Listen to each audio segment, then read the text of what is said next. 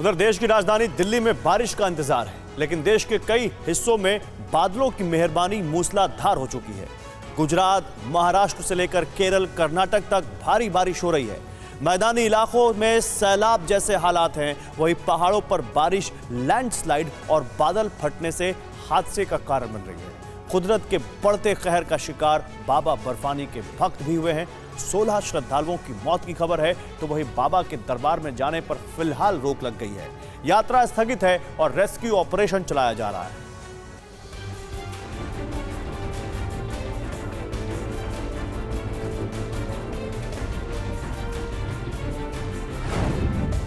जहां बाबा बर्फानी के भक्तों के नारे गूंज रहे थे, वहां पर अब खामोशी पसरी है।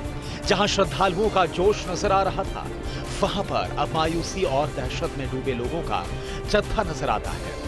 लगातार आर्मी के हेलीकॉप्टर्स की लैंडिंग हो रही है, रेस्क्यू ऑपरेशन चल रहा है। इंडियन आर्मी के एक बेस कैंप पर मौजूद है, जहां पर आप देखेंगे सामने से एक हेलीकॉप्टर लोगों को लेकर आ रहा है और दूसरा हेलीकॉप्टर बिल्कुल तैयार है, जो राहत सामग्री लेकर जाने के लिए बिल्कुल अपने जवानों के साथ तैयार है। ये जवान स्ट्रेचर लेकर उसके साथ साथ दौड़ पड़ते हैं, ताकि जो घायल यहाँ पर आया है उसको तत्काल जो मेडिकल सुविधाएं हैं वो मुहैया कराई जाए। और जैसे ही हेलीकॉप्टर रुका, 2 दर्जन से ज्यादा आर्मी के जवान हेलीकॉप्टर की तरफ दौड़ पड़े। इनके हाथों में स्ट्रेचर आपको नजर आएगा और जो घायल आए हैं, ये देखिए एक महिला उससे उतरी जो चलने में थोड़ी असमर्थ है। कैसे आर्मी के जवान, सामने से तस्वीरें दिखाइए, कैसे आर्मी के जवान इस वक्त उनका रेस्क्यू करके। शनिवार शाम तक रेस्क्यू ऑपरेशन के दौरान 16 लोगों की मौत की पुष्टि की जा चुकी थी, जबकि 40 से 50 लोगों के लापता होने की खबर आई है। राहत और बचाव का काम शुक्रवार को पूरी रात भर चलता रहा, लेकिन बार बार बारिश की वजह से रेस्क्यू का काम फुल स्पीड से नहीं हो पा रहा है। अमरनाथ में आए जल सैलाब के बाद अब रेस्क्यू ऑपरेशन तेजी से चलाया जा रहा है। जल्दी से जल्दी इस ऑपरेशन को पूरा करने की कोशिश के पीछे मंशा यह है कि ज्यादा से ज्यादा जिंदगियों को बचाया जा सके। हम इस वक्त इंडियन आर्मी के एक ऐसे कैंप पर मौजूद हैं, जहां से राहत सामग्रियों को न सिर्फ पहुंचाया जा रहा है, बल्कि घायलों से लेकर मृतकों को भी यहीं से ले जाया जा रहा है। और तमाम चीजें जो राहत सामग्री है और राहत की चीजें पहुंचाने का काम यहीं से जारी है। से लेकर मेडिकल अरेंजमेंट्स बहुत पुख्ता रखी गई हैं और कोशिश यही है कि हर तरीके से जल्द ऊपर मदद पहुंचाई जा सके। और मेरे पीछे वो तस्वीरें भी आप देख रहे हैं कि कैसे कोऑर्डिनेशन, इतनी बड़ी टीम, इतने सारे डिपार्टमेंट्स, इतनी सारी फोर्सेस और उनके बीच कोऑर्डिनेशन इसलिए भी जरूरी है क्योंकि मौका ये बहुत ज्यादा दुखद है। और इसमें चैलेंज सबसे बड़ा ये है कि इस त्रासदी में बेशक कितने भी लोग फंसे क्यों ना हो, लेकिन ज्यादा से ज्यादा जिंदगियों को बचाना है और मदद पहुंचाने की कोशिश की जा रही है, राहत पहुंचाने की कोशिश की जा रही है।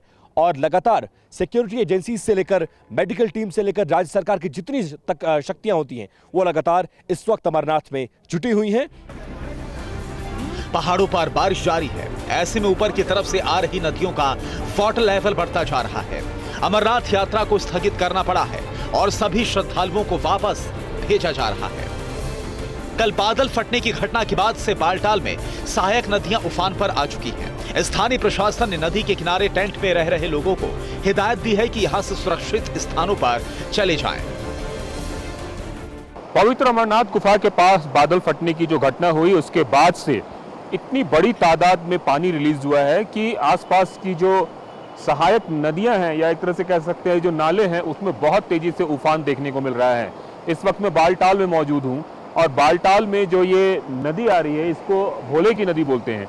ये आगे चलकर सिंधु नदी में जाकर मिल जाती है और इसकी अगर स्थिति देखें तो यहाँ पे काफी ज्यादा वाटर फ्लो देखने को मिल रहा है और स्थिति ये है कि धीरे धीरे ये पानी बढ़ता ही जा रहा है।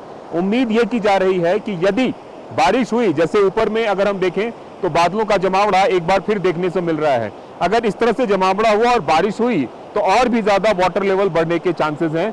और कोशिश ये है प्रशासन की कि आसपास जितने भी टेंट्स लगे हुए हैं उसको खाली कराया जाए, ताकि यदि किसी भी तरीके से जल का स्तर बढ़ता है, पानी का स्तर बढ़ता है, तो उससे होने वाली किसी भी अप्रिय घटना से रोका जा सके। जम्मू कश्मीर से लेकर हिमाचल और उत्तराखंड में भी बारिश अब लोगों के लिए मुसीबत बन गई है। बारिश ने इस 4 मंजिला इमारत की नींव को कमजोर कर दिया था। बिल्डिंग के नीचे से मिट्टी बहने के बाद लोगों ने इस इमारत को खाली कर दिया था। आखिरकार वही हुआ जिसका अंदेशा था। पूरी बिल्डिंग अचानक से पीछे की तरफ गिर गई।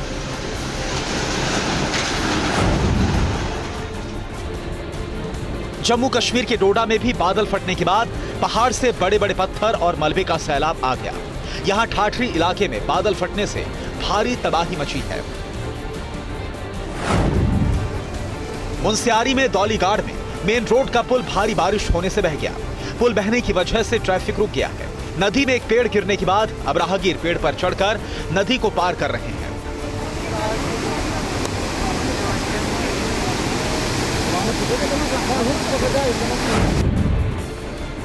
कर्नाटक में भी भारी बारिश हो रही है। कर्नाटक के उडुपी इलाकों में भारी बारिश के बाद कई इलाकों में पानी भर गया है। बारिश का पानी अब लोगों के घरों में घुस चुका है।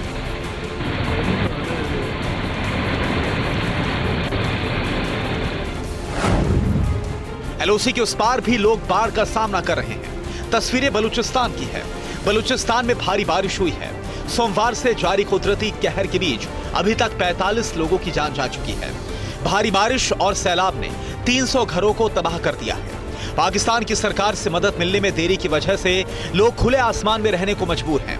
अब पाकिस्तान की सेना को रेस्क्यू के लिए भेजा गया है। गुरुवार से एक बार फिर यहां जोरदार बारिश हो रही है, जिसकी वजह से मुसीबत और बढ़ गई है। ऑस्ट्रेलिया में भी भारी बारिश की वजह से लोग सैलाब का सामना कर रहे हैं। न्यू साउथ वेल्स और सिडनी में लोगों की मुसीबतें बढ़ती जा रही हैं। लगातार बारिश की वजह से यहां पर सड़कों पर पानी का लेवल बढ़ता जा रहा है। कुमार कुंदन और विपिन चौबे के साथ ब्यूरो रिपोर्ट, TV9 भारतवर्ष।